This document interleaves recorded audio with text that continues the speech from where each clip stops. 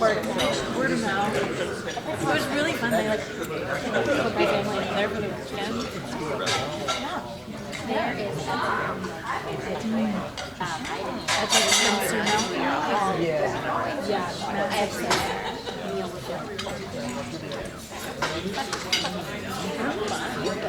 I'm nervous to just love my skills.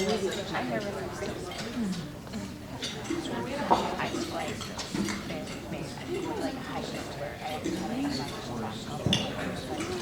Good afternoon. Welcome. My name is April Summers, and on behalf of the Downtown Missoula Partnership, I would like to thank Michael Colicchio and the staff here at Providence St. Patrick's Hospital for hosting us here today. And thank you to Susan Hay Patrick, our moderator today. And finally, thank you to all of our candidates here today and our wonderful guests. Thank you so much for attending. We are very happy to host this opportunity to hear from and converse with several of our Missoula city officials and candidates.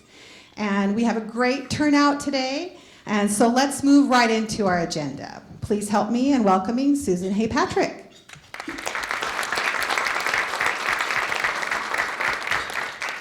Thanks, April. So glad to see so many of you here. That bodes well for a vibrant election season. So we have limited time. We're actually going until 1:30 today. We know that some of you have to leave at the forums usually end around 1. We know that some of you have to leave, Matt Doucette.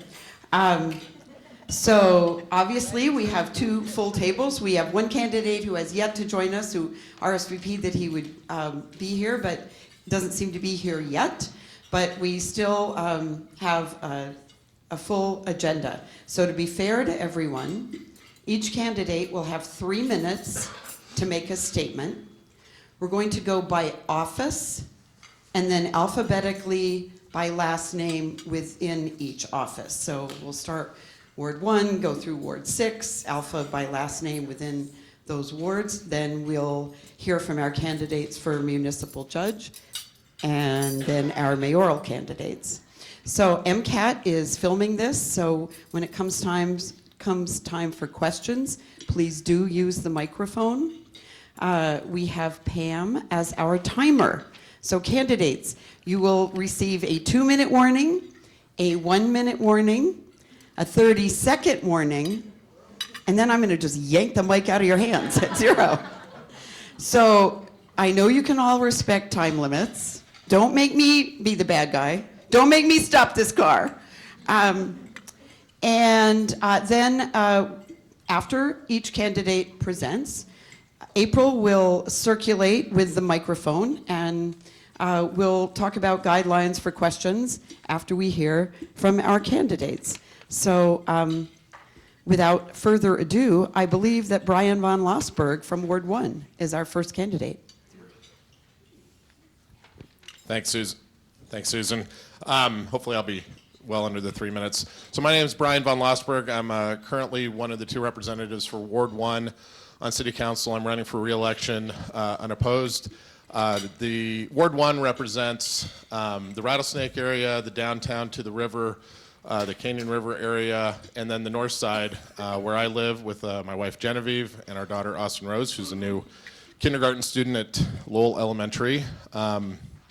I am completing my first term on City Council, as I said, running for a second term.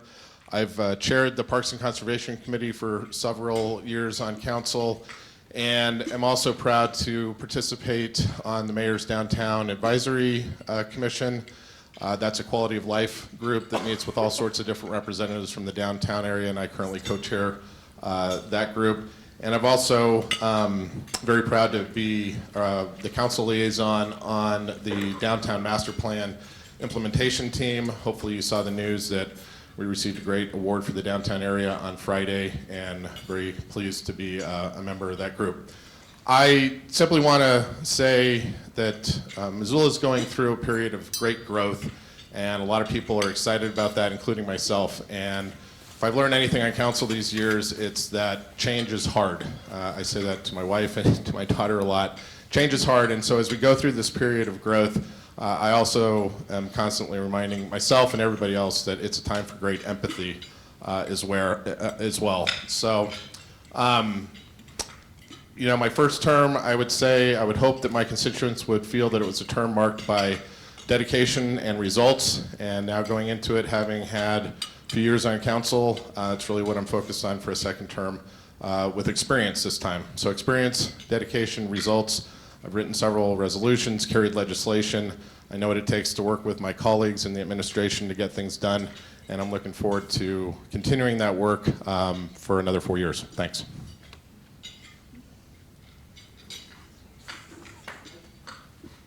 I did want to say that we have 3 candidates who were not able to participate today, possibly 4, because there's Jordan Hess, Greg Strandberg, and Kathy Dayshaw. So now we will hear from Heather Harp. Welcome, everybody. My name is Heather Harp, and I'm running for City Council in Ward 3, which is a wonderful place in terms of, we have a great mix of both commercial as well as a fantastic residential neighborhood. Welcome, come on in. You're not on focus whatsoever. So, I've been a financial planner for 22 years, but I came to Missoula 22 years ago with an art education background. And so I think like most of us, oftentimes we are forced to adapt and pivot. And so I ended up getting involved into diving into the details of people's budgets quite a bit. But it also allowed me the opportunity to be able to pan out and see the bigger picture. And I think that's something that we, as all citizens, have to be mindful of, is paying attention to the details, but also aspiring to a dream that we all have. And I think that's a really important consideration when you start thinking about who you might elect for office. Ward 3, Tom Winter here, and John Van Dyke, who's not here, we actually represent some pretty similar values. And I think that makes it a very difficult race to choose between us. And so you have a hard decision. But what I've also done in the last 15 years is really kind of dive into our community. 15 years ago, I joined the Kiwanis Club of Missoula, and Joe Featherly was one of our more recent members.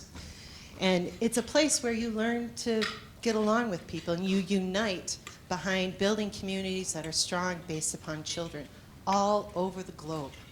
And I think that's a really important thing. And at some point, someone tapped me, in fact, it was Fredman Bulkenberg, tapped me to consider moving up into the leadership roles. Little did I know that that nudge would get me here today, but it did. And I became president, and then I was tapped to join the board for the Poverello Center, and I went through that very contentious relocation change as well. And now I'm the current president of the board of directors for Glacier Ice Rink, which is also going through its growing pains. And in each and every one of those organizations, uncertainty looms in our face, and we have to figure out how we're going to deal with either too small of a group, and they're all men that are over the age of 60. When I joined, I was 30, so it made a difference. Or helping those who are less fortunate find a place to have a roof over their heads. Or for that matter, making sure that even our recreation opportunities are available to all. Missoula is an incredible place for all of us. And my goal as your city councilor is to build consensus, because I have that experience doing that for the last 15 years. Hello, John. And continuing stewarding this ship forward, because we've done very well. Welcome. It's actually your turn to go. I don't know if you'd like to defer to your colleague, or would you like? Right, you can. It might work better if you use that mic, but yeah, try that. 3 minutes, yes. And we have a timer right over there. Okay. There you go. Hi. Timing is everything. Is that good there? So I work in radio, so microphone placement is so important. It just didn't seem as lively. Okay. That's fine. All right. Hi. I'm John Van Dyke.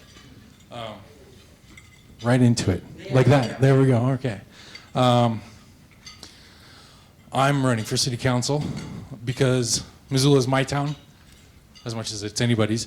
I've lived in Japan for 15 years. I was always very proud to call Missoula my home and brag about the Garden City. So it's kind of selfish reasons, but I want this community to thrive.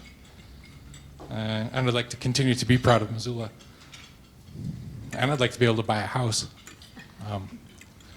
one of these days. Actually getting pretty close. But another reason, community building is really my calling. It's why I went back to school, getting a master's degree in public administration. I knew that creating a better wherever I was really what I wanted to do, and helping people who live in our community. That's kind of how I got started with Missoula Community Radio, my obligatory name drop for my place of employment. It's a place where we create community, one person at a time, one listener at a time, one voice at a time, providing an opportunity for nonprofit organizations and people in our community to step forward and say, hey, I've got something to say. So my walk pieces say a new voice for Missoula, but really it's a new set of ears. It's all about listening to people's concerns in our community and connecting the dots. What do people in our community, what are they concerned about? What worries do they have? And how can our local government help them? So I think the City of Missoula, City Council, Mayor's Office, all want people in our community to know what they're doing, what their work is. They don't necessarily have the time or the resources to follow through as far as maybe we would like them to do. It is a very time-consuming effort, but that's something that I would like to bring to the table for City Council. The city has invested in infrastructure, roads, bridges. It's about time, especially right now, in this time of growth, to invest in the people who have said, yes, this is a city that's worth investing in. It's time to invest in the people of Missoula. Thank you.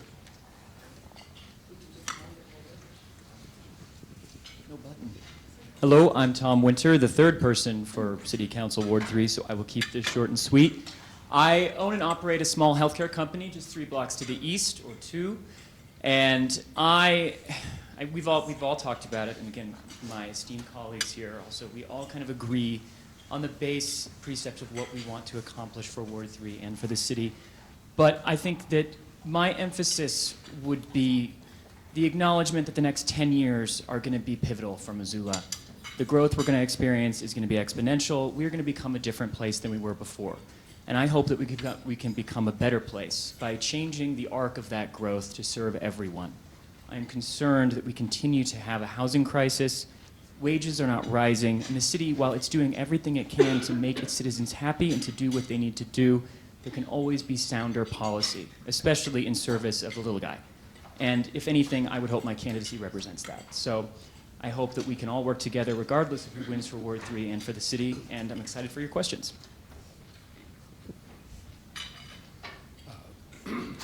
Hello, my name is Chris Badgley. I'm candidate for Ward 4. I am an independent contractor or builder. Is that better? Yes. I solve people's problems in their homes generally. That's my job. And I try and do that economically. Often economics are the driver, not aesthetic or design. And I feel I have a skill at that. And I look forward to working with Missoula on its problems and some of the good things too. We have an amazingly vibrant city right now. When I was a kid in the 80s, downtown Missoula was somewhat of a ghost town. And I look down there now and there's cranes. That's a big change. Changes are coming, there's people moving here, and that's opportunities. I'm also a single parent of a 9-year-old. And I'd like her to be able to have opportunity here in Missoula if she chooses to stay. I've talked to a lot of my classmates who all left Missoula for opportunities elsewhere. And they would love to come back, but they don't have that here unless they bring it with them. So as business leaders, we need to lead the way for that and try and make this a place for all of us. Affordable housing is my paramount issue. We have people who aren't served who need a place to live. I'd like to find ways that we can address that. There's no silver bullet for this, but if we work together and listen to each other and work together, I think we can accomplish a lot, as we have in the past. I'm the only candidate in Ward 4 who's been endorsed by the Montana Conservation voters, by the Missoula County Democrats, and by Labor and Trade. And I earned those endorsements. I'm proud of them. I'd like to be your next Ward 4 councilman. And thank you very much for taking time today to come here and listen to us.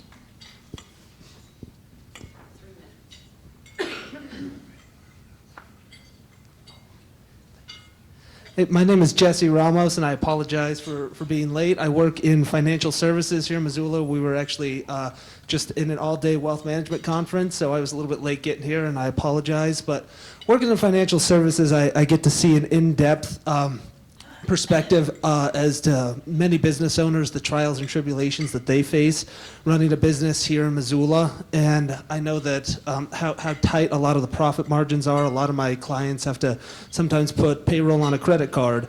And I know that they're truly the ones that help to make Missoula the place that we want it to be. What I see the main struggle is here in Missoula is a lack of some breadwinner jobs, and I know that it's the business community and the private sector that can help deliver some of those breadwinner jobs that allow the folks to live in a home that they want to, allow them to enjoy the American dream of home ownership, not just renting a home in a nice neighborhood, but being able to live in a neighborhood where their kids get to go to the schools they want them to, where they can live in a neighborhood that's safe for the children to be able to play. And also, I know that the more and more taxes and more impact fees that is imposed by the city government, the harder it is for those small businesses to be able to pay their employees a living wage. So we look to the business community as leaders, and we look for input on all different levels. And I'm running for city council in Ward 4, and I'm hoping to put a lot of my economic training and business leadership skills that's provided by the private sector at no cost to the city to work for the mayor and for the city council, whoever those elected officials might be. I think that I would be a valuable resource to be tapped into, because I do have an inside knowledge as to what the businesses do and the struggles that they face on a daily basis. And I understand that without the business leaders, that Missoula is not going to be the place we want it to be. So I ask for your support and your guidance if I'm fortunate enough to be elected. Thank you. Hello, I'm John Wilkins. I live in Ward 4. I've been on council a number of years. I think I've accomplished a lot. I probably helped raise taxes a little bit, especially a couple of years ago when we hired 2 more police officers for downtown. And I think that's made a heck of a difference. Also, this last year, I approved extra money for a suicide prevention officer that'll work full-time. I think that's very important. One thing I'd like to say, hey, downtown, you people have done one great job. I've been all over Coon, Missouri. I have a son out in Missouri that has his doctorate in clinical psychiatry, and he does nothing but talk about Missoula. I have a daughter that works for the Housing Authority and helps people with low income obtain a house somewhere, maybe not to buy, but at least to get into and live, and I think that's important.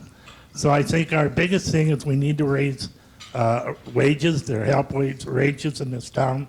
Also, I'm the chairman of the Health and Safety Committee, which does great work with the police department and the fire department and anything else that has to do with health and safety. I also brought the encroachment permit to build a fence from $800 down to a little bit above $200. So I think I've accomplished a few things, and I figured when I'm 74, I might retire. So I want another 4 years on city council because there's a couple of things I haven't quite got done yet. And one is the deer population. So we will try very hard on that. I didn't see, am I done, or did you throw a card up on me, or? Oh, I got a minute. Holy cats.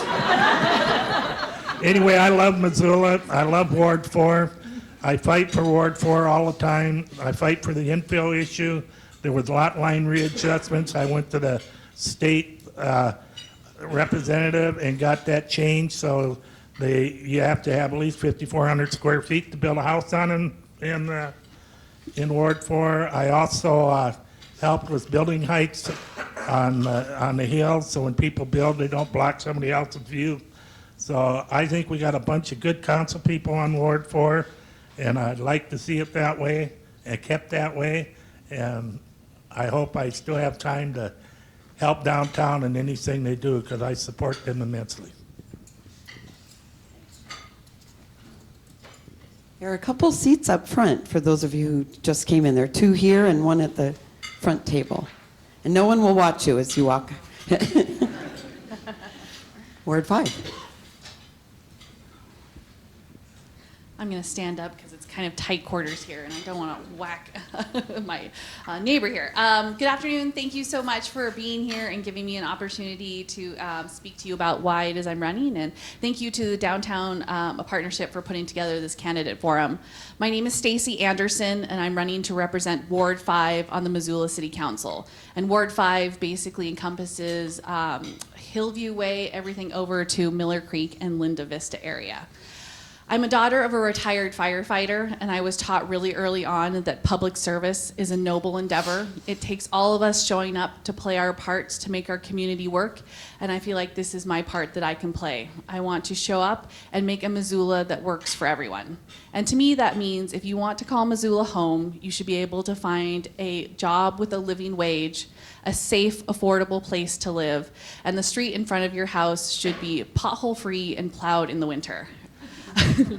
There are so many exciting things about living in Missoula. We have a vibrant and welcoming community. We have a wonderful mix of outdoor recreation, Saturday farmers markets, live music, restaurants, bars, and distilleries.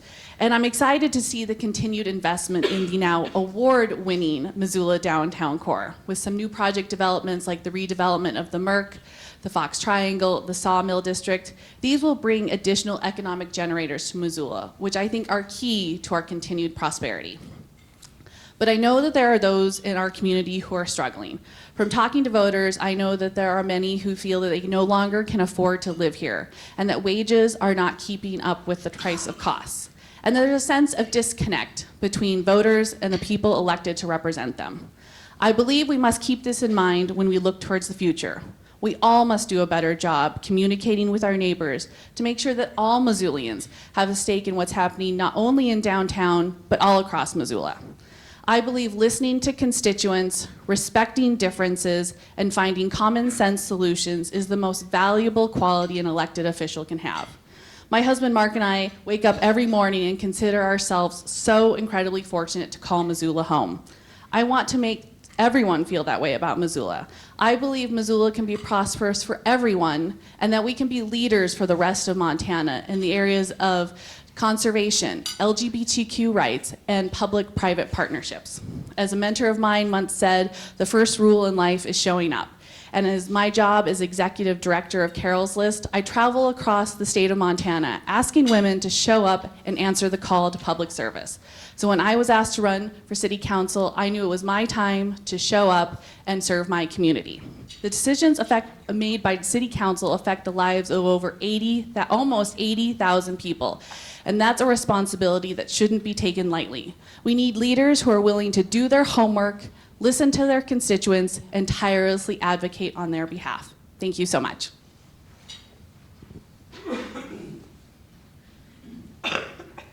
Hi there. My name's Julie Merritt, and I'm running for City Council in Ward 6. I want to say thank you to Susan and the Missoula Downtown Partnership for putting on this forum, and for all of you for showing up. It's nice to see a full house. So I am, as I said, in Ward 6, and that goes basically from the river to the mall between Russell and Reserve Street, and includes most of the properties on the west side of Reserve Street that have been annexed into the city. I've been living in the Ward 6 neighborhood since 2003. I want to tell you a little bit about myself. I'm running unopposed, so I have a little easier time than some of the folks sitting at the table up here. I feel very strongly that giving back to the community is a very important aspect to everyone who lives in our fine city.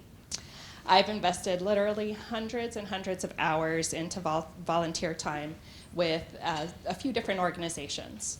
One of those was the Franklin to the Fort Neighborhood Council, and where I worked with my fellow members on the council and the city to gain a CDBG grant to put in sidewalks along Johnson and 14th Street in the Franklin to the Fort neighborhood.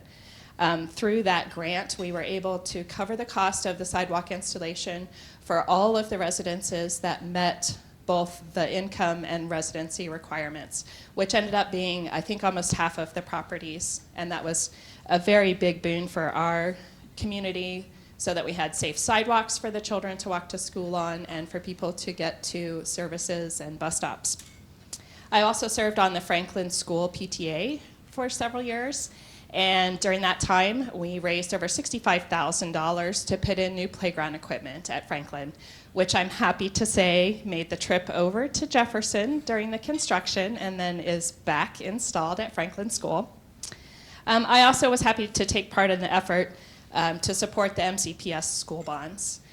That was a great gift that the community gave to our students, giving them the chance to learn in these beautiful, new, spacious classrooms. The look of joy on the teachers' faces when we went to the Franklin School open house was a huge reward for me. I continue to advocate for school funding at both the local and state levels. And one of my biggest challenges currently is coaching the middle school robotics team over at CS Porter. Nothing like a bunch of middle schoolers to keep you on your toes. I work as a water rights consultant for WGM Group, and the issue of conflict with WGM Group and the city has come up, and I will commit that whenever such conflicts come up, I will recuse myself from votes and discussion whenever that's necessary. And I appreciate your time right now, and I'm getting the cutoff. We'll now move on to candidates for municipal judge.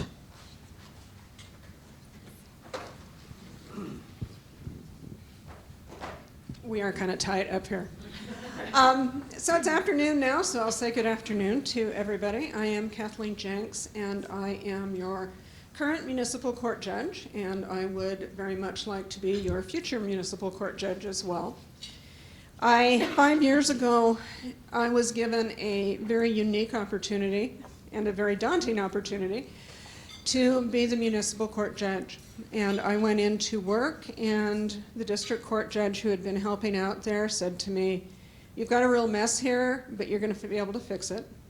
And then Mayor Engen and Jim Nugent took me into their offices and said pretty much the same thing. And so the unique opportunity there is that not very many people are able to go into a large organization, and municipal court is the largest court in the state. And not very many people have the opportunity to go into a large organization like that and basically start from the ground up and restructure it. And that is what I did, and it's turned out, I believe, really well. And I'm very proud of the work that we've done. When I started, if you were coming in to see somebody on a speeding ticket, the line was through the whole floor of City Hall, and it was packed, and you waited a long time. And you don't have to do that anymore. We are much more organized, much more streamlined. I also put a new position into play, and that is a settlement master, using a statute, or an ordinance, I should say, that had been in existence since the 70s, that no one had ever used before. So we have a settlement master, and she can see you on your tickets and She can do a deferred imposition, because we all know that that's really what everybody wants to talk about in municipal court, and get those points off your record. I have focused heavily on accountability, and I also focus heavily on treatment. Treatment is what we need in order to reduce recidivism, and most professional counselors, chemical dependency counselors, will tell you that the best treatment is going to occur, the most effective treatment is going to occur when an individual takes accountability for their actions. That's a key part of treatment. It's a key part of court, and so I value both accountability and treatment, and we've started a lot of programs. If you want to know more, KathleenJenks.com is the place to go. Thank you.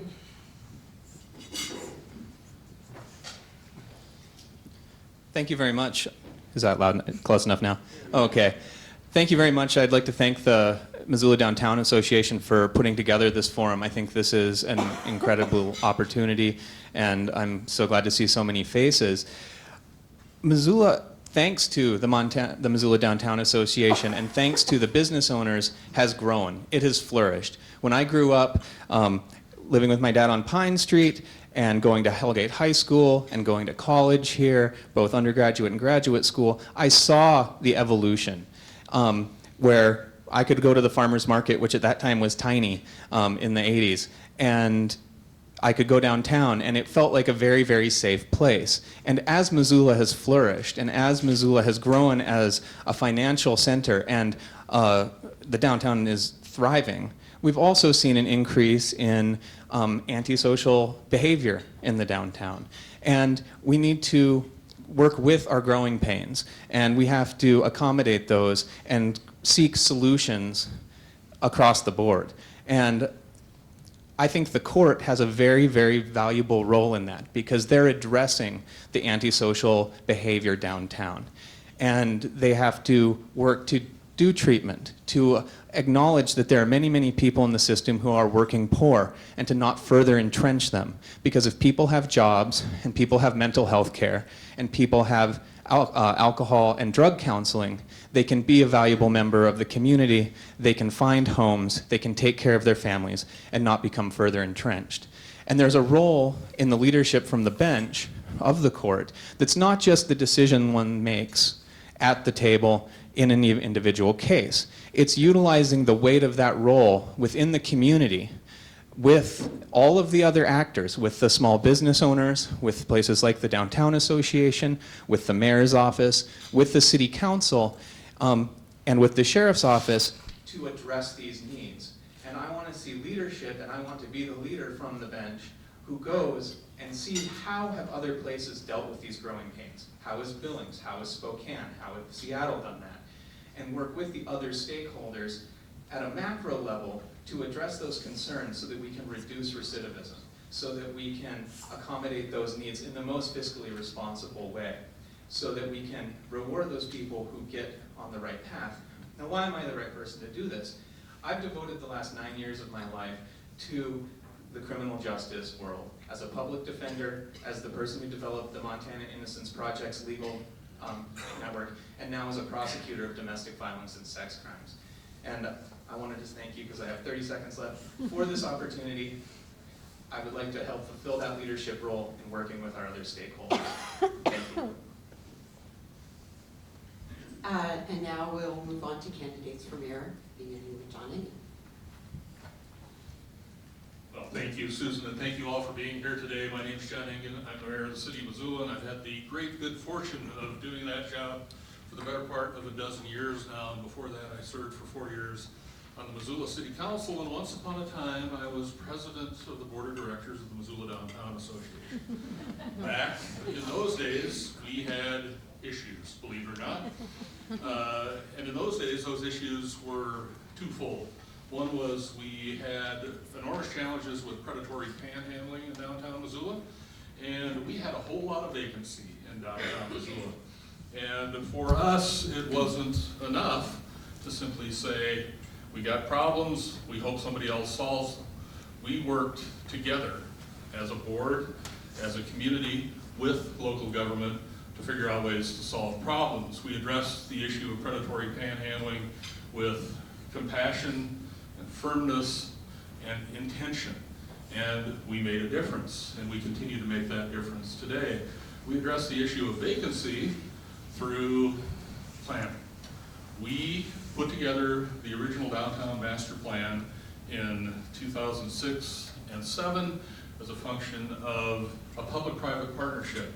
What we see today on the ground is the manifestation of that hard work, that collaboration, that spirit of working together to make a difference. And so what you see happening in downtown Missoula, and in Missoula in general, where more people live today than have ever lived, where more people work today than have ever worked, is a boom. And it's a boom in all the right ways. We actually follow our plan, we make intentional investment, and we make a difference. Those cranes that Chris talked about are in the air today because we wanted to make a difference. I still want to make a difference. Enough ain't enough for me. There's lots more to do. And it ranges from continuing the great work we're doing downtown to ensuring that we meet what I think is the most challenging difficulty of our time today, and that's affordable housing for all Missoulians. Whether you're sleeping in a car today or whether you want to downsize from your 3,500 square foot Rambler with a 10,000 square foot yard into something that's more comfortable and everything in between. And the way we do that is, again, we're intentional and we work together. We've established a housing office. We're working with partners in the community to ensure that we can create policies and programs and fundamentally investment and implementation to continue to make this a great place for Missoulians to live, work, play, and ultimately thrive. I thank you for your time today, and thanks for being here.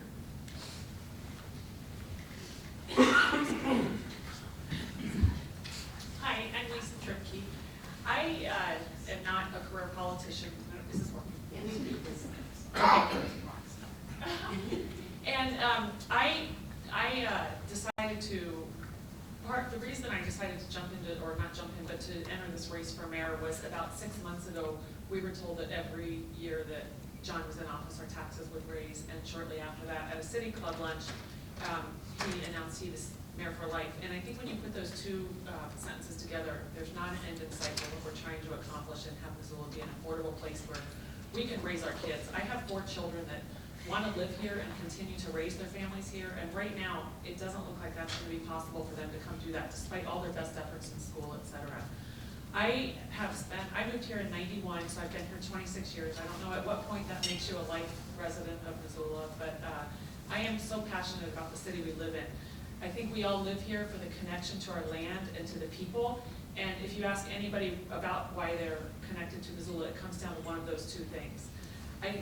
The platform well, this race is not about me. It's about all of us here in Missoula trying to make it a better place. And I've got a fantastic team that's helping me. And I think that's one of the things that is probably my biggest strong suit is I'm good at surrounding myself with people who are excellent in their field and can make smart, good decisions for the best of all. Our platform right now, we're trying to create an economic environment where, like John said, all Missoulians can live, work, and thrive. I think we should make wise investments in infrastructure at the right time. We don't need to be doing everything at once. We need to prioritize spending and exercise fiscal responsibility. We need to make the choices in a sound manner and make sure that people are accountable for the jobs and positions that they're doing within the city. I think that affordable housing is obviously one of the top priorities, and in order to improve that, we need to remove the roadblocks and the red tape that are in place and make it a streamlined, transparent process where everybody knows what is required of them as they're going in. We've heard so many stories on the campaign trail about developers or business people trying to open businesses coming in and not quite sure what's required of them. They hand in what's required, and then they're handed back 2 and 3 and 4 more versions of what's needed, which causes delays and insurmountable fees that are added on to create part of the affordable housing problem. So in the end, I've spent 20 years in volunteering in Missoula, and I've spent 10 years in the nonprofit arena in Missoula, and worked closely with a lot of the behind-the-scenes people that when we look at what makes Missoula tick, and the Downtown Association is a huge part of that, it's a fascinating city, and we all cherish and totally appreciate this area that we're at. Let's have a round of applause for our candidates.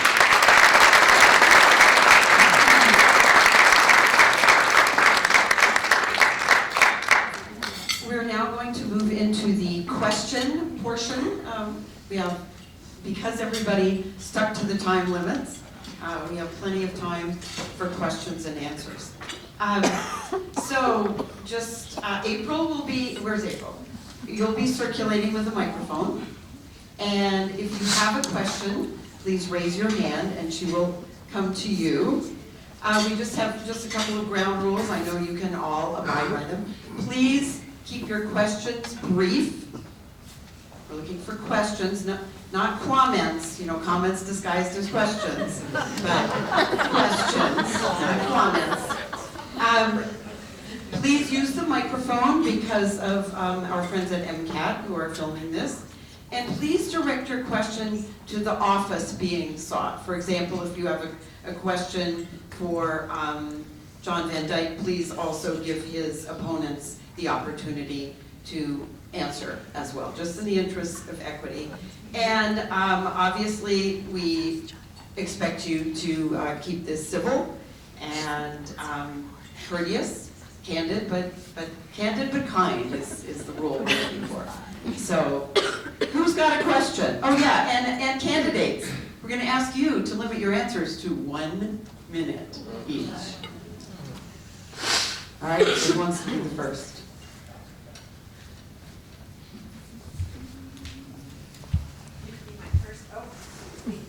Test, there you go.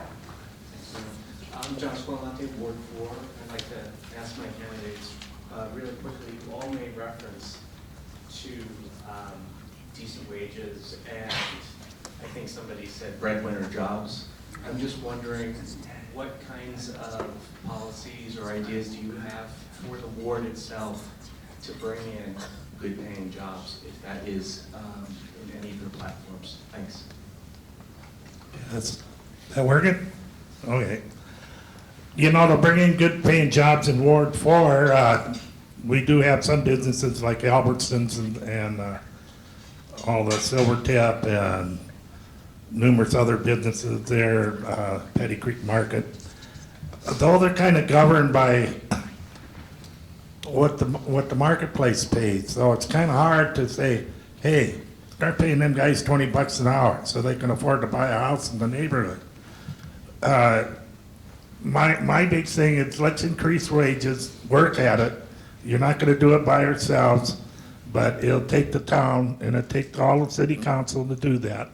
And that's the biggest way that you can bring affordable businesses and increase money in Ward 4. Thank you. Thank you very much for your question. That is a great point. So in Ward 4, as John mentioned, there's not a lot of businesses currently in Ward 4, but as I found out, many of the constituents in Ward 4 work outside of Ward 4 and they commute all throughout the city.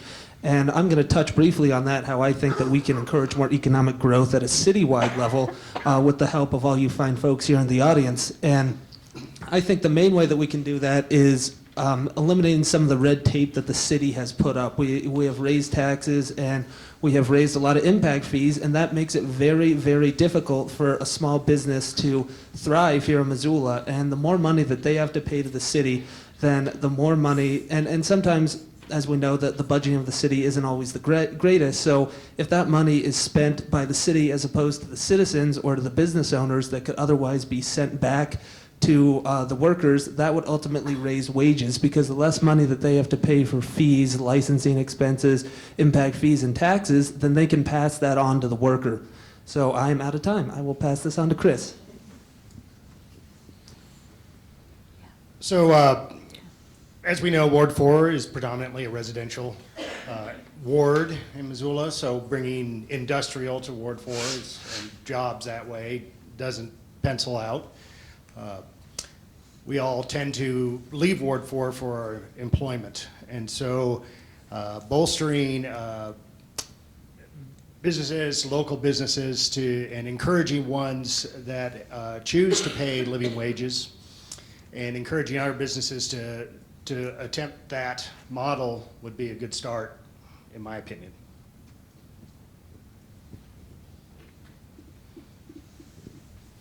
Other questions? I know a lot of you. I know you're questioning people. Don't be shy.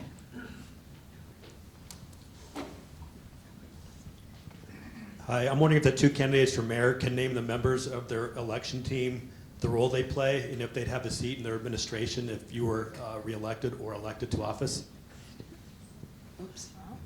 Hit me with the second part of that again, Mark. The role that they play within your bid for election or reelection, and if they would have a seat in your administration if you were elected or reelected to office. Thank you. So my campaign team, so I've got some paid folks. Melanie Brock and Kenzie Lombardi are here. We've got a couple of interns, and we've got a lot of volunteers working to help us. No, they would not be part of the administration. This ain't the White House, and that's not the way the world works. Turns out we actually have employees who have rights, and fortunately over time we've been able to assemble what I think is a pretty terrific team of folks working for the city of Missoula, and those folks would continue to do the terrific job that they're doing today. Thanks.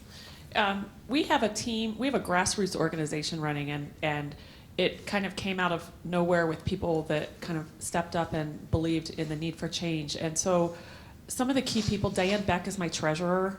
She's a realtor in town. And some of the other people, there are no titles within our group at all. We all have equal input on the decisions we make, et cetera. So some of the people that are working with us are John Velk, Dave Peppinger. I'm thinking around the table. Spiker is doing our marketing for us, Spiker Communications. Denise Mongrain Moore is, again, there's no real titles. We all just chip in and do whatever we're doing. We have had no discussions at all, period, about any roles or anything within past the election because we're so focused on winning the election and making progress there. I think that anything that comes after that starts getting focused on November 8th.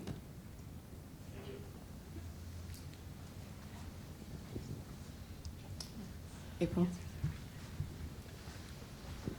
Hi there, my name is Carissa Dry and I'm with Homeward, a local nonprofit. And my question, I suppose, is for the mayoral candidates, but would love to hear from anyone who has interest. You're all speaking about how affordable housing is a really critical piece to the Missoula economy, and yet we sit here with an unfunded state housing fund. There's no state money coming to affordable housing around the state, including Missoula. We get federal funding, but no state funding. And now, given that various sectors in the state budget are being required to cut 10%, which severely cuts into a lot of our service provider partner budgets, and their ability to positively affect the lives of those disadvantaged individuals throughout our community, I'd be curious to see how you would be interacting with the state legislature, the possibility of this special session, and how you would, with those people in mind, those people who are most disadvantaged, how you would be Missoula's voice to support those folks. One of my friends is Josh Kendrick, who is the head of Opportunity Resources, and he just became the executive director over there, and one of the first things he had to do was face the state budget cuts. And I know that he's already been over there trying to work with the legislatures, either through the special session or to come up with a way to lessen the impact of the cuts. And I think that he sets a good example for either candidate for us to work with the different organizations to come in and help fight their battles for them. So I really appreciate the work that Homeward has done. A lot of what we do in this community with regard to housing and other projects is a function of cobbling things together, right? We put resources together, we put funds together, and we get results. We've been having conversations with not only our legislative delegation, but with the governor's office and the Montana League of Cities and Towns, which is in effect our trade organization. to begin to understand the impacts of these budget cuts and how we can respond, I think, responsibly and convincingly. Ultimately, this is about getting enough folks on both sides of the aisle together to address what's a fundamental imbalance in the state budget.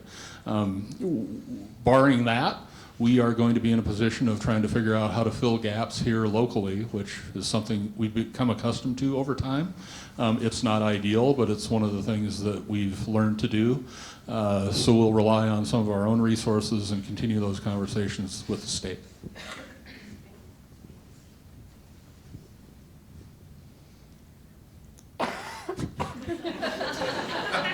Wait, okay, and then let's go to the back first. Yeah. Do you think affordable housing has a direct correlation with the rise of taxes? Is this for the mayoral candidates?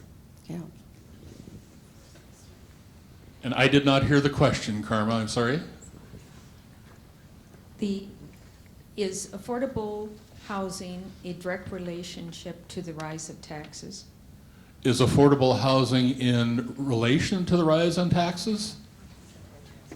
Is that why taxes are going up? Is that the question? No, is it in correlation? Why we're having trouble getting affordable housing is due to the rise of taxes? Oh, so certainly property taxes figure into the larger formula, but the fact of the matter is the most expensive component of building affordable housing in the city of Missoula today is land.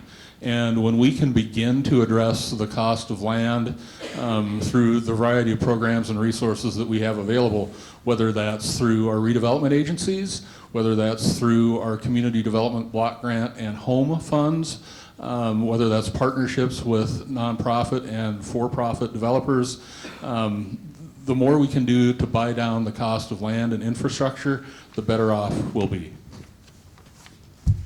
Thanks. I think that the rising taxes is definitely directly related to the affordable housing issue. I used to think before I entered this race that affordable housing only affected low-income people, and my eyes have been wide opened. In Missoula, we have all sections of the population that are being affected by this through the rise of the taxes. We've got the fixed income that the money that they depend on every month is being chipped away at. We've got students who are coming out of college with high loans and they don't have the capability to come up with down payments for the houses. We've got renters whose rent is going up because the landlords are passing on the property tax increases to them. I've talked to so many people that are just the money that they are trying to plan for and budget for, it's not working the way we were raised to plan for that. The increase is constantly affecting them and they're having to do more with less.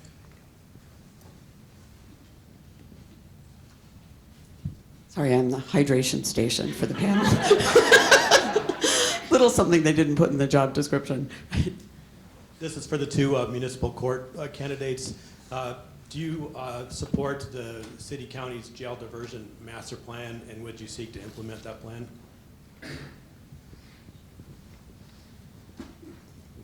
I support parts of the plan.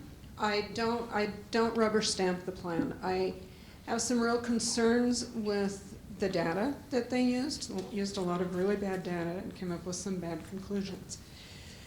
They also neglected, in my view, something very significant, and that is voluntary treatment beds, long-term voluntary treatment beds, and by that I'm referring to 30-day beds for people that aren't necessarily in jail, but the treatment could keep them from coming to court in the first place if they were able to get it voluntarily. A lot of people would. So those are my two concerns. With regard to a lot of what the recommendations were, honestly, a lot of the recommendations were my idea. So clearly I support them. So we already do a lot of things in my court to look at jail diversion, and one of those is community service. I frequently use community service as a sanction instead of jail. We use community service, obviously. I'm out of time. Love community service. I actually agree in many ways with what the Honorable Jenks has to say about the matter. Our city council took it upon themselves to put together one of the most comprehensive documents that I've seen on the issue of jail diversion. It has so many different factors that you can't agree or disagree with any of them. A lot of it also requires an awful lot of money. And I think it's very, very important that when we look at the system of criminal justice, it's always an issue of triage. What are the most important things you can deal with? What are the most dangerous people you can deal with? And how do you accommodate that? And I believe that we do need to absolutely embrace a compassionate approach to those people with mental health, acute mental health crisis and with drug addiction. And that nonviolent offenders should not be put in jail because it only entrenches the problem. And then those who are violent can be utilized for them. But at a cost to the county of $108 a day in a totally full jail, we need to do something to address the issue.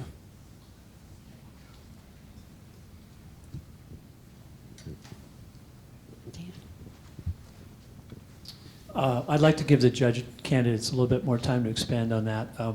I know that Judge Jenks has implemented some very innovative ways of dealing with some of our long-term downtown problem folks like Harley.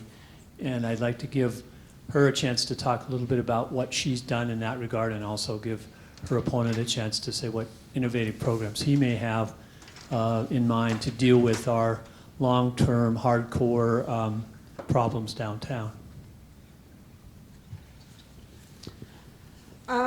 Well, I think that the question, it sounds like, is specific to the downtown area and the transients in the downtown area. So I'm only going to speak to that as a target group.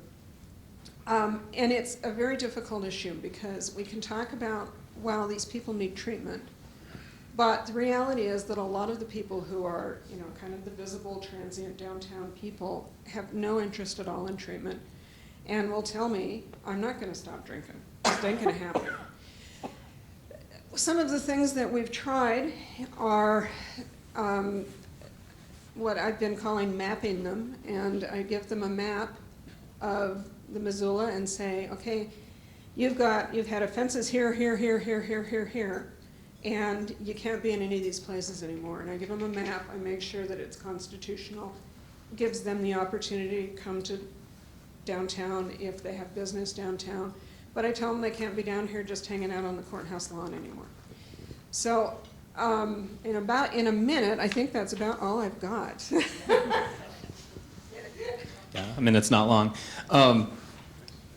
The issue, I think, of the chronic inebriate or the person downtown, while they may, in an adversarial matter in front of a judge, say that they're not interested in getting out of downtown or not interested in treatment, what has been shown in both the social science and in other cities who have addressed this issue is that access to things like low barrier housing or what we could call wet housing actually have a tremendous impact on reducing how much a person drinks. They also have a place for a person to go so that they're not passed out in front of the Oxford or in front of our small local businesses or doing other antisocial things. So how can we address that? The judge can't create low barrier housing, but the judge can work with the other community stakeholders to address that need and to try to create some fundamental solutions to that problem.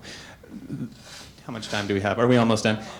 Okay. Well, and we have to also reduce the costs at the hospitals. They have to write off almost $5 million a year to address the issue.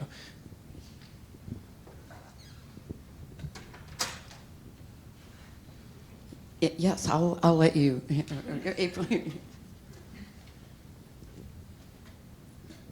I'd actually like to hear more from both. Okay, is everyone amenable to 2 minutes each? How do you feel about 2 minutes each? Okay. I would like to hear from both judicial candidates a little bit more about the low barrier housing idea, and then I would like to hear from the mayoral candidates as to whether they support or oppose that and how they think that would be done if they were in office. Thank you.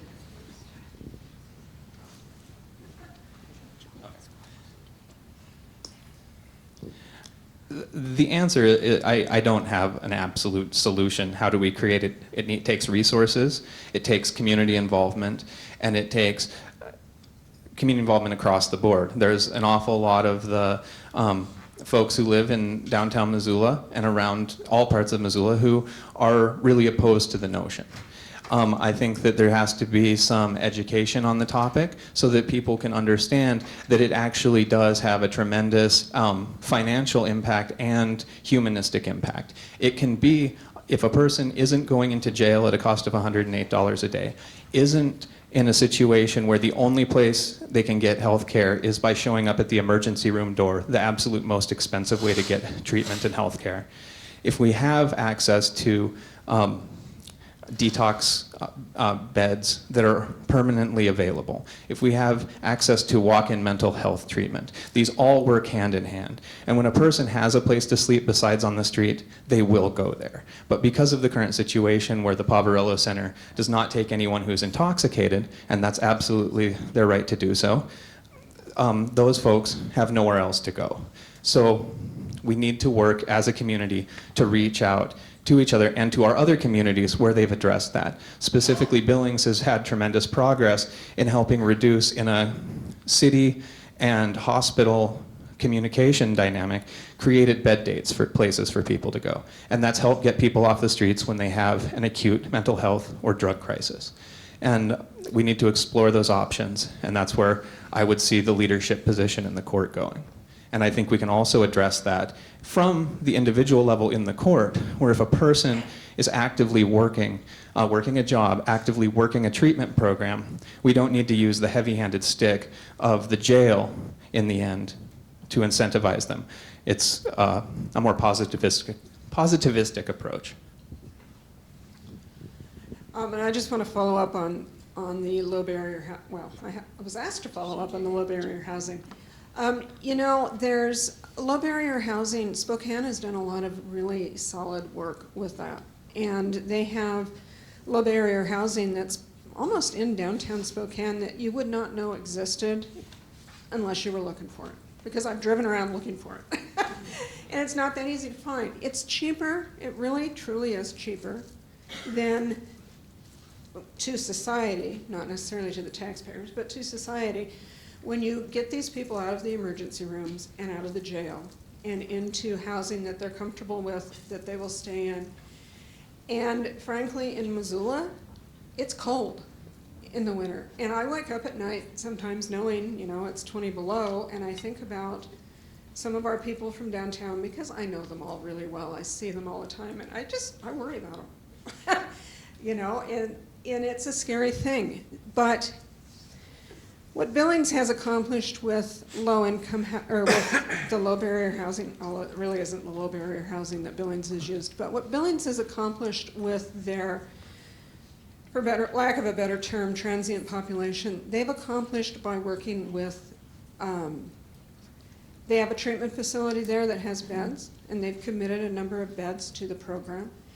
And they have a sheriff's department that has committed themselves to the jail beds, because the way that it's worked there is they've said you can go to treatment or you can go to jail. And that has gotten people in the door to treatment. Once they're in the door to treatment, then it's the provider's job to get them hooked. And they're good at that. They're very good at that.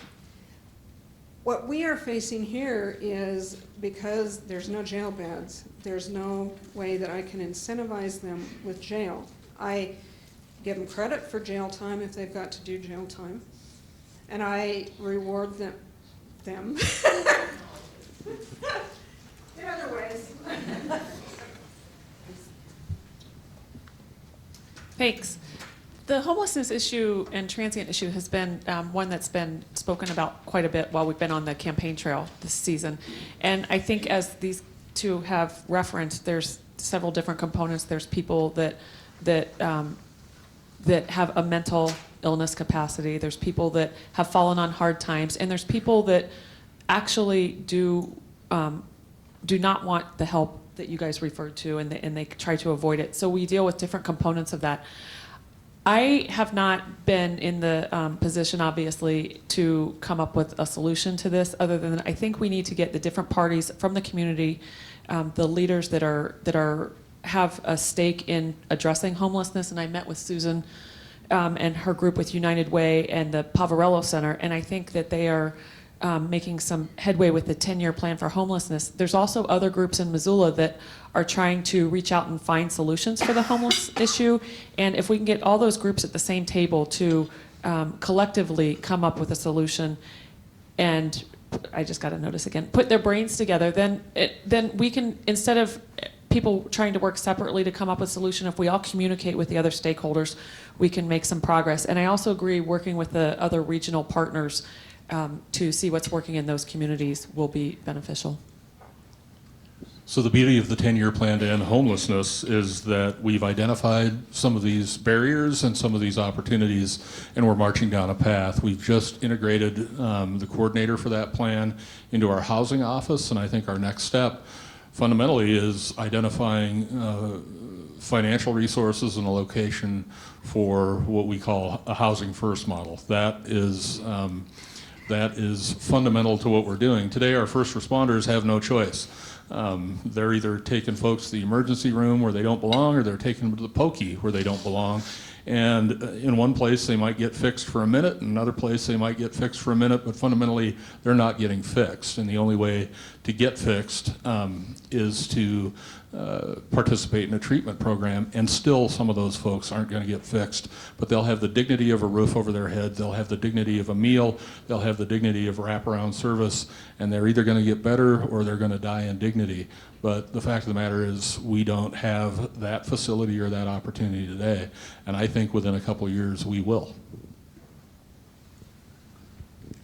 We have a request from at least one other candidate to respond.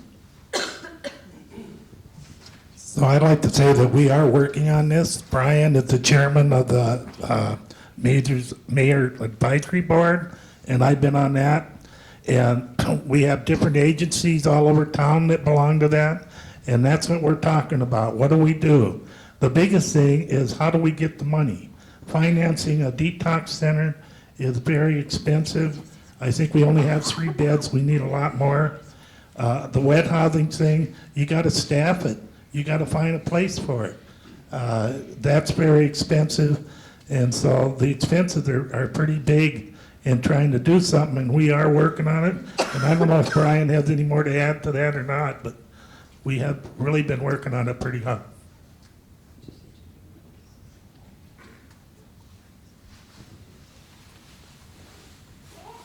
Thanks. I think the mayor and my colleague, Mr. Wilkins, covered it pretty well. I would just really underscore the issue that the mayor just referenced about the choice that first responders have today between jail or the ER. We have to give those people who are responding to those situations on the street another choice. And whatever the terminology is, wet housing, low barrier, it's that facility. And it's a key thing, frankly, why I'm running for a second term. I've served on the Mayor's Downtown Advisory Committee for about 3 years now, and it's probably the single most sort of frustrating issue for me because we can see a path, and I'm hopeful that in a second term, I think the Mayor said, I think we're about a couple years out, and that feels right. We've been that group, the Downtown Advisory Committee, has all the different people from the different disciplines around a table on a monthly basis talking about this issue. We recognize it's not something that you can give citations, you can cite out of. You can't take them to the ER and get out of it. We need other facility. We're going to keep applying for grants and seek assistance from the city and other partners so that we can make that happen.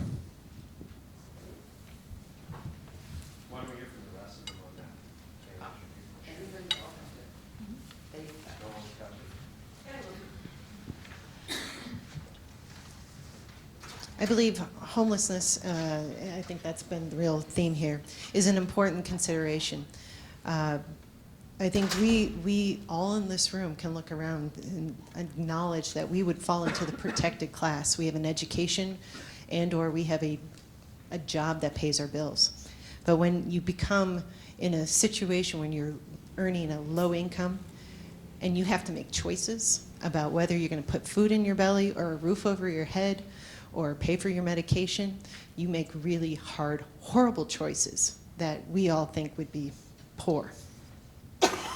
And as a result, we look down on people who are asking for a handout. And in fact, we've criminalized the poor. And I think we have to have compassion for people who are in a really tough spot. Even those transients who may not want for help, I know they want to be supported because they're all human just like the rest of us. And so I believe we have to step up. We have to act up and go outside of our comfort zones and be proximate with individuals who we may not feel really comfortable either giving money to or giving it to an organization that would help them. But I think we all do at the end of the day. We recognize that we have to step up and do what's right for all of Missoulians. Yeah, I'll keep my comment short. We've seen, I was only maybe 3 or 4 years ago, became aware of the Housing First concept in Portland, Missoula West. The idea for a lot of people is daunting that, well, there's no way that a city the size of Missoula could support something like that. Well, I think there is, where there's a will, there's a way to simplify it.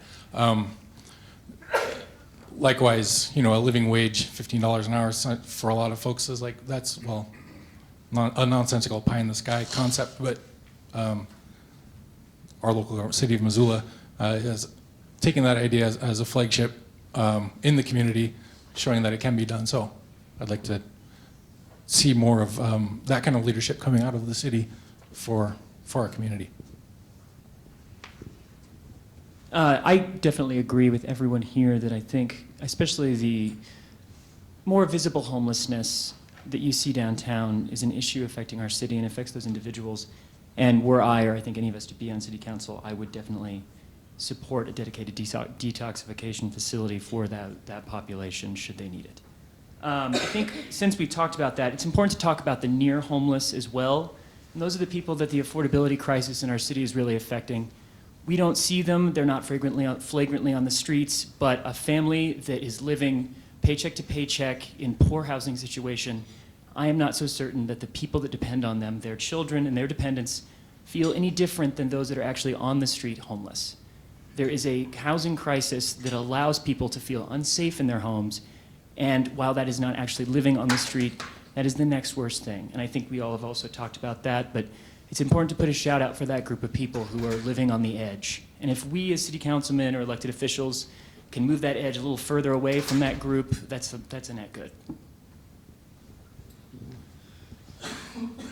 Well, I believe that a society and a community is judged by not how well some at the top do, but how we take care of all of us. So I would be supportive of another option other than being in the ER or being in jail. Both those cost us money. So we're spending money one way or the other. An investment in people and giving them a pathway to dignity is our job. As city leaders, that's what we're supposed to be doing, is taking care of each other. I look forward to being part of that process. Thank you. So the transient population in Missoula is troublesome to everybody, both from a level of compassion and from a level of public safety. But I think that if we work together with some of the nonprofits out there, as Ms. Tripke said, we had the opportunity to tour Opportunity Resources, and what an incredible organization they have. They work with folks that have all kinds of disabilities, and they help bring them up into places that they can have some dignity and they can have some pride, and they work with that. And I think if we rely more with them, and also, as the Honorable Judge Shink said, there's other cities that have programs that work. I don't know why we're always trying to break new ground and be innovative and have these plans that we don't really have a cap to as far as the cost, and why we're always trying to do something different as opposed to looking at other cities and learning from their mistakes and basing our programs off of successful ones that have worked. Thank you.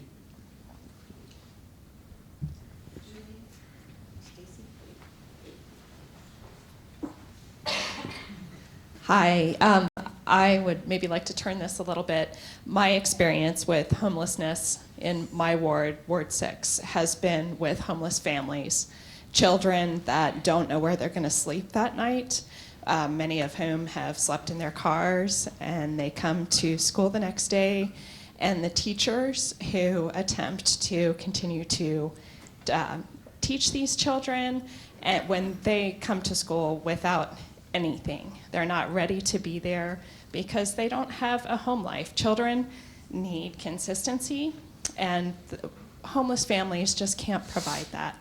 So I think this goes back to the questions that were raised in the back of the room a little earlier about affordable housing. And I don't think that property taxes is the problem with affordable housing. The problem with affordable housing is, as was pointed out, there's no state money for it. And that's not property taxes, that's income taxes. And the fact of the matter is, everyone in this state who makes more than $17,000 pays the same tax rate. Someone who makes $500,000 a year pays the same rate as someone at $25,000 a year. That's the imbalance I see. We need more, we need, as Mayor Engen said, to work with our legislative delegation to balance some of those things in our state budget so that we have more ability to face the affordable housing issue. Thanks. Yeah, I want to echo a lot of what's been said. The money is already being spent. It's just being spent in a different way. I met with the Firefighters Association last week, and they're really frustrated because they don't feel like they have a lot of options. They see the same people over and over, and they can either take them to St. Pat's, where the nurses set them in a wheelchair and next to the nurses' station so they can keep an eye on them until they sober up, and then send them back on the streets, and it's a vicious cycle. And you know, that is costing us, and the city is paying for that. This also, St. Pat's and community are paying for it as well. And so I think if we can bring everyone together, which is why I support the 10-year plan to end homelessness, because as the mayor has pointed out, Missoula, if we have a plan and we stick to it, we can see the developments and the successes from that. But I think that bringing all those people together and know that that money is already being spent, we just need to reallocate it and put and have another solution, because the current cycle that is not working.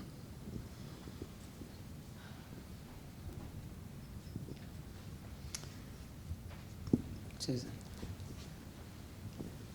Hi, I'm going to change topics for all of you, so you get a break. I would be remiss if I didn't mention our aging population in the city of Missoula. And what I feel is the city has always been incredibly supportive. However, it's a fragmented system for having the opportunity for older adults to provide input in the various departments of the city. Probably, if you want to call a recent example, are the parking meters. And if there had been an OT or a PT or an older adult, they could have told you all the wrong things about that choice. But there doesn't seem to be a mechanism for older adults to have input on the changes or the various departments, and yet there isn't a department at the city that won't be impacted by our aging population.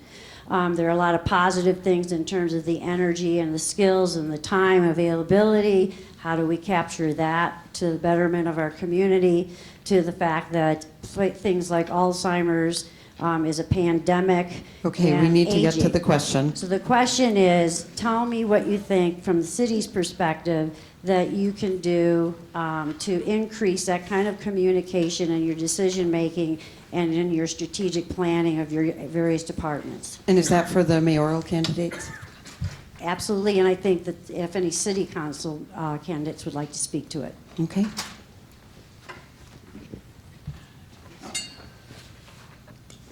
So I have some friends that work with Missoula Aging Services, and I think they do a fantastic job reaching out. Their capabilities, I think with the funding, et cetera, may be affected. We need to be reaching out to the retirement homes, the centers. We need to find a way to reach the constituent base that are the elderly and try to reach out to them just the same as all of the other constituents to try to get feedback on some of the major decisions that we're doing. I think that in the past the city's made decisions that don't solicit constituent input, whether it's all citizens or the elderly, but I definitely think that that's a necessary component. Thanks for the question, Susan. So communication is always challenging in local government, and we tend to err on the side of over-communicating, I hope. But it really has to be a two-way street. And so I think what I would ask is that, that our partners, such as Aging Services, help us understand what some of those needs are and engage in advocacy around policy. One of the ways that City Council makes decisions, one of the ways that staff makes decisions, one of the ways that I make decisions is based on what we hear from folks, pro and con. And when those voices are at the table, they're heard. And in my experience at City Council and certainly among staff and the administration is we still have the ability to listen, and we have the ability to change our minds based on what we hear. So turns out we have this meeting every week, and I'd love to see you at that meeting every week. I'll even give you more than 3 minutes if you'd like to tell us what's on your mind, and to the degree that we can continue to work together as we have for these many years. We want to hear from folks. City Council candidates, I saw Jesse first, so I'm going to. I don't know if that invitation extends to me mayoring into the city council meetings, but I will just bring up a quick point. So I, like Susan, I work with a lot of retirees and older folks here, and I actually had the opportunity to meet with Susan a couple months ago and learned about all the great things that her organization does.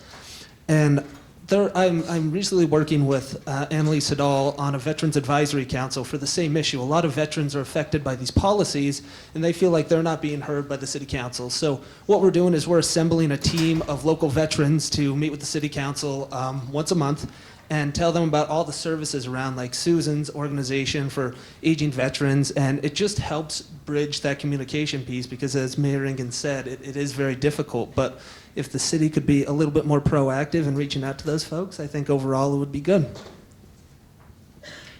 So I spent some time on the board of Aging Services. I think I set up a thing that you could come to City Council and talk, or one of your employees. That's only happened twice. I haven't seen you since then, so it'd be nice if that would happen again. As far as the veterans go, I'm a combat veteran from Vietnam. I've never had one of these groups approach the whole time I've been on council. I'd be more than willing to help. So, you know, they need to approach me and let me know.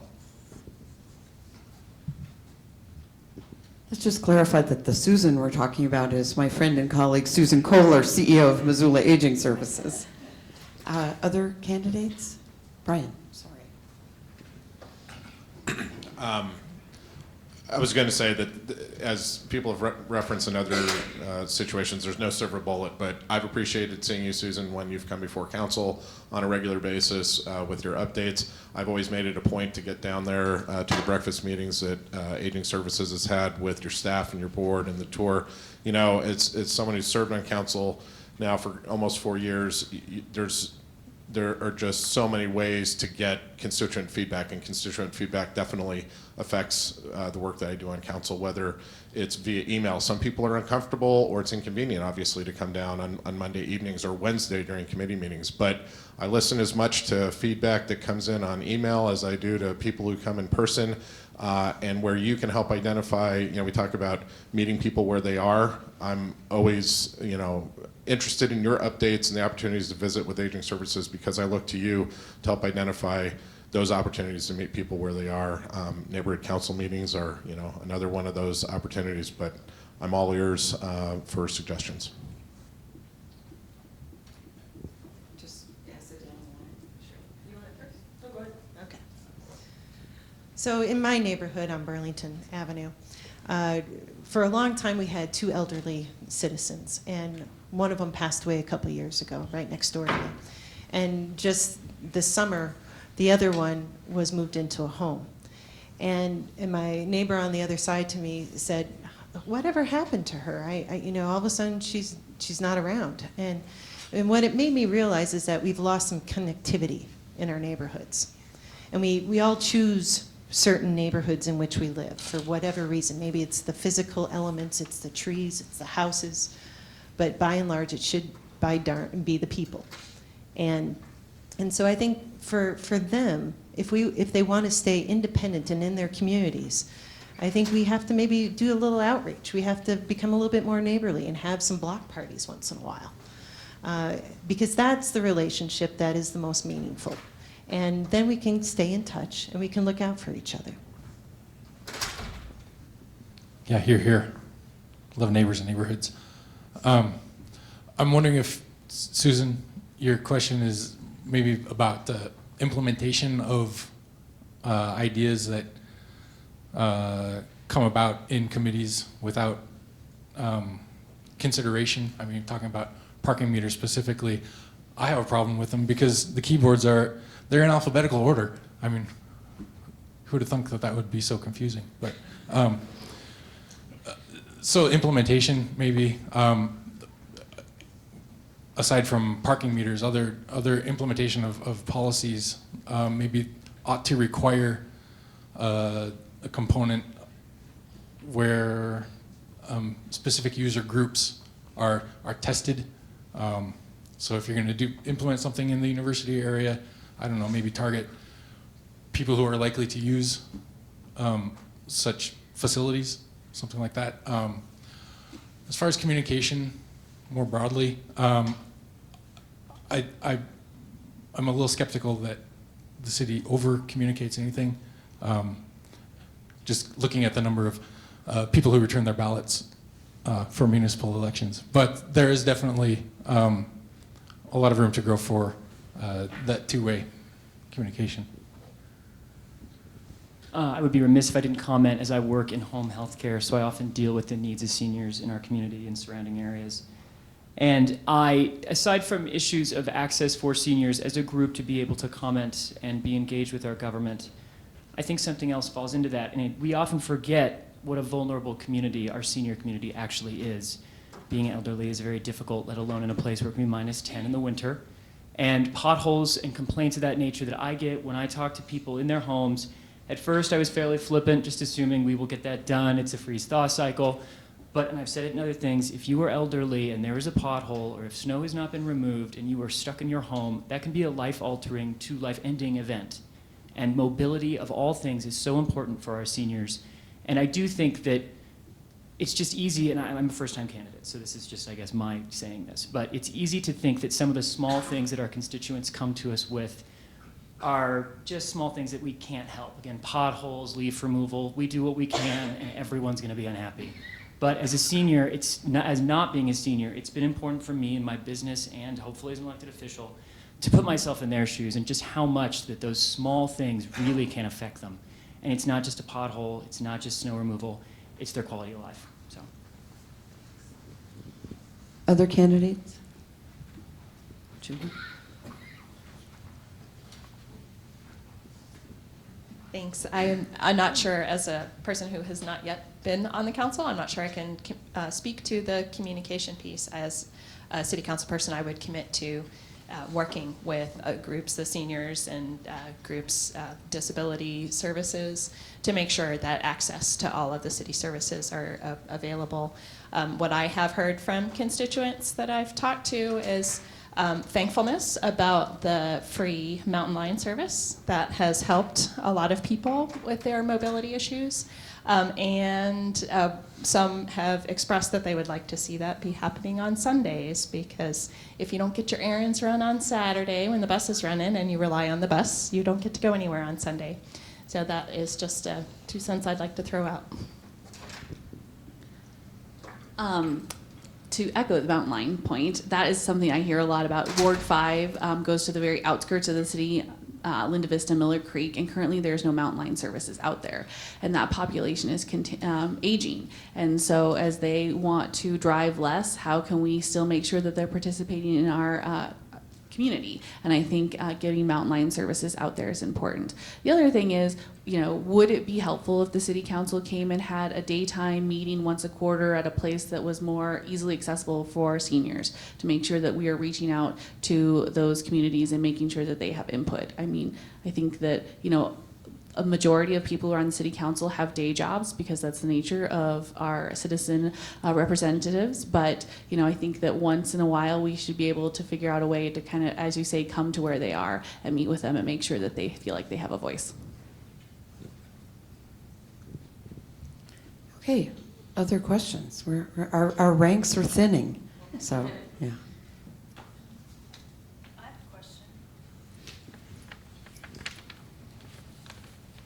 Linda McCarthy, Downtown Missoula Partnership. Thanks to all of you for coming today. It's a rare opportunity that our members have to hear from you and ask you questions and engage in dialogue about what makes community so great. One of the things that strikes me about this election is we're talking a lot about affordability of living. And Missoulians have, over the course of the last few years, approved mill levies for things like Mountain Line, not zero fare, but Mountain Line services, Missoula County Public Schools, Missoula Parks, and most recently, the Missoula Public Library. So these are infrastructure projects that are quality of life projects and improve who we are as a community that our voters have voted on, which of course, makes what we pay on our tax bill a little bit higher. They're services that we're voting for. If those things were to cross your desk today, and I'm speaking mostly to the council and the mayor candidates, would you support them today? And is there something else out there that you think we need that we don't have? I'm going to the first person who raised a hand, which was Jesse. For the large part, no, I would not support a lot of these projects, and the reason being is because a lot of the folks that are living here in the city are living on a fixed income, and they have contributed taxes for 60 plus years, and they're living on a Social Security income that doesn't go up every year, and they are literally getting taxed out of their homes, despite what some people have said that it's a myth. I've actually spoken to some of these people, and that is not the case whatsoever. And it's also important to remember that these issues are county issues. They're voted on by the county, not by the city. The citizens of Missoula have not had the opportunity to vote on a large bonding issue since 2006, roughly when Mayor Ingen and John Wilkins took office. They have not been able to vote on any of these issues. And it's also important to know that the city council needs to be aware and have the knowledge of how this is affecting citizens and not support every one of these issues and campaign for every one of these issues, and maybe inform the citizens that, okay, this is going to be great, but this is the effect that could have on the other side of the coin by taxing a lot of folks out of their homes and making this an unaffordable place to live and unaffordable to purchase a home. Well, I have to differ from my colleague because I think we did have things that we voted for in the city that did raise taxes. Whether I would support these, most of them I would support. There's a couple of them I probably would hesitate on. But they're there now, so let's live with them. I'm on a fixed income. Of course, my wife works, but I'm on a fixed income, and taxes are getting pretty high on my house, almost reaching $4,000. But you know what? We can afford it. We're going to stay there. And the most people I talk to, they can afford it. They love Missoula. They're going to stay there. There are a few that feel like they're getting taxed right out of Missoula. And I sympathize with them. But I also got to tell you, they voted in these things, and that's the biggest raise in taxes we've had in a while. And we haven't seen the end of it because not all of them are here yet. Some of them are going to be on next year's taxes. So hold your breath, because we're going to hear a lot more about it, but they're the ones that voted it in. So as John Wilkins pointed out, many of these tax increases were self-inflicted that we chose. Personally, I agree with almost all of these projects that we put in place.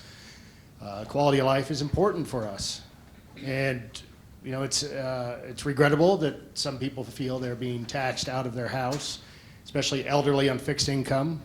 I would entertain the thought of perhaps a tax freeze on people who are on fixed income and elderly for as long as they're in their home and living there. However, I don't know the logistics of making something like that happen. I'm new to politics. But we choose these things, and as John did say, we did that, so let's get on with working with them. I don't want to be a spoilsport. I also don't disagree with taxing ourselves so that we can have free books for the community in the form of a library, free good education for our children in the form of the MCPS bond, or open space for all of us. I think that sometimes taxation becomes a dirty word in a sense, but through bonding, it's the citizens deciding, it's not the people at this table. And I would surely, as a private citizen, and have voted for these bonds, and I'll vote for them again if they come up. Our open space bond is running out of money. It's part of the reason that the only, well, okay, I'll take that back. One of the reasons that people are relocating to our city and enriching this place is the quality of life. And that comes from our investment in our community, including open space bonds and a functioning public school system that gives an open opportunity for all children regardless of income. And I just find it very hard to argue against those. I think all of the projects that you mentioned were all by voter referendum. I voted, pretty sure I voted for all of those, and I would again today. But let's think about the question, why was it put to the voters of Missoula? Well, sometimes we have something come up that just really requires input from the people, because it's such a big decision, a commitment that will take years to start seeing, well, the finished product of all the construction, the bidding process, all of that. So that's democracy, and it's a beautiful thing. I'm happy with the commitments that this city's voters have chosen to go down, and I'm out of time. I just want to say. As a financial advisor, I was beholden to the fiduciary rule, which is you always put the interests of your client first and foremost above and beyond your own interests. And I don't think that's any different in government. There are all of you who happen to be in this room who are of the voting age, and you are my constituents, but there's a whole bunch of people in this community who are not of age who can vote, and they are also my constituents. So I have this concept that we have to always have a return on investment. For every dollar that we spend, we should get $10 in reward. And that also comes down to things like schools and open space and the like, that I know we sometimes feel the crunch on our own budgets, but our children are going to be here long past when we will, and we have to continue to invest in them as well. They took all the good lines. Democracy is a great thing. The county, the residents of the county voted for these things. I'm a resident of the county, I'm a resident of the city. I voted for all of those things. I'm proud to have supported each and every one. I could go on and on about each one. The school system, schools are the most important investment we make in the community. I'm proud to support that. I supported the Parks Bond. I think that first and foremost, that's going to be, and is already proving to be, an economic driver out in that area. I would quickly make the point that those are my personal positions. Council doesn't pass these bonds in some fashion unilaterally, and there seems to be some confusion about that. And I would also point out that we live in a time where property values are rising. And I always, every time someone has a question or a concern about their property taxes, the first thing I do is go to the county property tax information and the Department of Revenue appraisal information. And I think it's really important to remember city taxes are about 30% of your tax bill, and it's always really important to look at homes, particularly homes that may have been appraised for $250,000 4 years ago that are suddenly worth $800,000, and what happens there. I was going to steal the microphone from Brian. Many good points. Short version here is that that these bonds are voted countywide, and it turns out, as Brian suggests, every citizen of the city of Missoula is also a citizen of Missoula County. And you know who votes most for these bonds? Residents of the city. more folks in Missoula County vote against these bonds. And so it's really the city that's carrying the will of the people forward here. And a majority of city residents support these bonds because they recognize those projects as an investment in our future. We'll know when folks are done because they won't vote for them. Thanks. I also supported some of the bonds that we're talking about through the election process. I think my main concern with these is I go back to the transparency. I visited with a person who was a key person on the feasibility study for one of these large projects. And her whole goal for being on the feasibility study, whether to place the bond or not, was to get a true feeling for if Missoulians wanted this issue on the ballot. And as the discussions went on, the discussions leading up to that were, let's form the questions in a manner that will get the answer we want. And she rose up and said, that's not why I'm here. I really want to know what Missoula thinks and what the feasibility is. And the words ended up being formulated in a manner that would solicit or elicit the responses that would get the issue on the ballot. So I just would like to make sure and ensure that we have a transparent process for really representing the people of Missoula rather than pushing an issue the way that some people think it should be.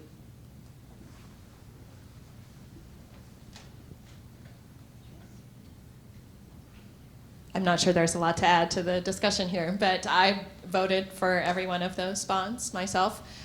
Not always with an easy decision. Some of them were harder than others. The school bond was an absolute slam dunk for me. I can't imagine anything better than investing our money in our future. Some of the parks bond was a little harder decision, and the implementation of the way some of that money has been spent has been somewhat disappointing to me personally. But I would vote for them all again if they came across my desk. Yeah, as the last person going, I'm not going to reiterate a lot of the points. I did support those. I'm a little on the younger side, and so people before me voted for schools that I went to and got a world-class education. People voted for parks that I had a chance to play in, and so it's now my turn to do that for the next generation. The second part of your question was, what else do we need? And I'm going to be going out on a limb here and say that we need to advocate for a local options tax, because we need to figure out other ways to bring money into the city. Now, I know I just said tax in a room full of business owners, but hang with me for a second. A local options tax, or a sometimes known as a resort tax, is something that's taxed predominantly used by tourists, hotels, car rentals, some food and drink. And it's another way to bring money into the city that's not continually reliant upon property tax. And property taxes would go down because the state only allows you to levy so many mills against your citizens. So I think that that's something that if I got elected, would work to advocate for. The state legislature is the one who allows for that. And we can do a better job as a delegation being a united front and communicating with our citizens, because you all have state legislators you could put pressure on too. Okay. We have come to the end of our candidate forum. Please join me in thanking our candidates.